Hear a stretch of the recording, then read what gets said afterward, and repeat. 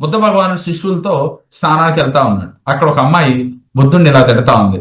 ఇతను ఒక పనికి మాలోడు, ఇతను శిష్యులను వేసుకుని పని పాట ఏం లేదు, ఇతనికి రోడ్డు వెంబడి భిక్షం ఎత్తుకుంటా ఉంటాడు, ఇతను చెడిపోయింది కాక 100 మంది చెడగొడుతున్నాడని ఒక అమ్మాయి మాట్లాడుతూ ఉంది. వెనకాల శిష్యులకి విపరీతమైన కోపం వచ్చింది. ఏంటి మా గురువు గారిని ఇలా మాట్లాడతావా ఏంటి అని ఆ అమ్మాయిని ఏమనకుండా గురువు గారిని అడిగాడు. గురువు గారు నవ్వుతా ఉన్నాడు. నవీన సమాధానం చెప్తా ఉంటాడు. ఆయన సమాధానం చెప్పకుండా నవ్వుతా ఉన్నాడు. ఈ లోపు వంకాయలు వంకాయలు అంట ఒక బుట్ట వేసుకుని అటు రోడ్డు వెంబడి వెళ్తా ఉన్నాడు.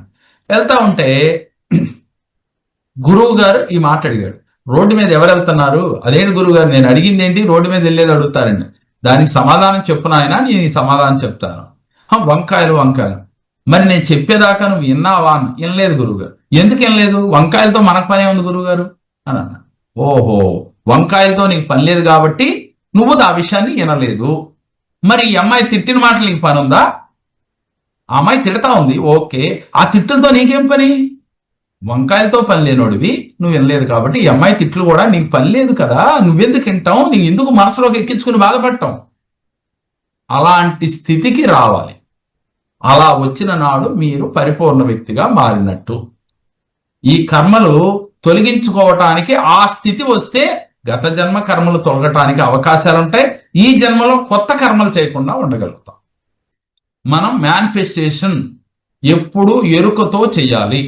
ఏదో ఉదయం 1/4 గంట అరగంట మేనిఫెస్టేషన్ చేస్తే మీకు సంకల్పాలు సిద్ధించవు. సంకల్పాలు వికల్పాలు కావటానికి కారణం మీ మేనిఫెస్టేషన్ సరిగా లేకపోవటం.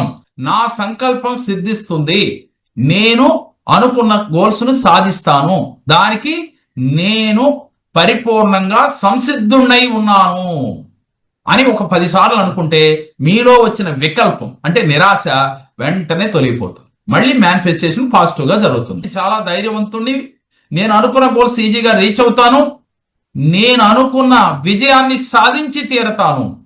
ఆ మాట వినగానే మీలో తెలియకుండా పాజిటివ్ ఎనర్జీ మళ్ళీ మొదలు. ఒక కారు కొనాలి తప్పే ఉంది, ఇల్లు కొనుక్కోవాలి తప్పే ఉంది. మనం సుఖంగా ఉండటానికి మానవ జన్మ ఎత్తిన తర్వాత మన సుఖంగా బతకటంలో తప్పు లేదు. దానికోసం మానవ ప్రయత్నం చెయ్యాలి.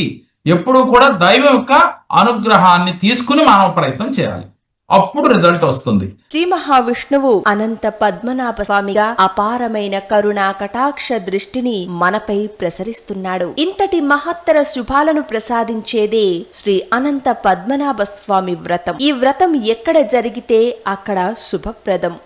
ఈ వ్రతంలో ఎవరు పాల్గొన్నా వారి జీవితం మంగళప్రదం. అన్ని సమస్యలకు ఇదే పరిష్కారం.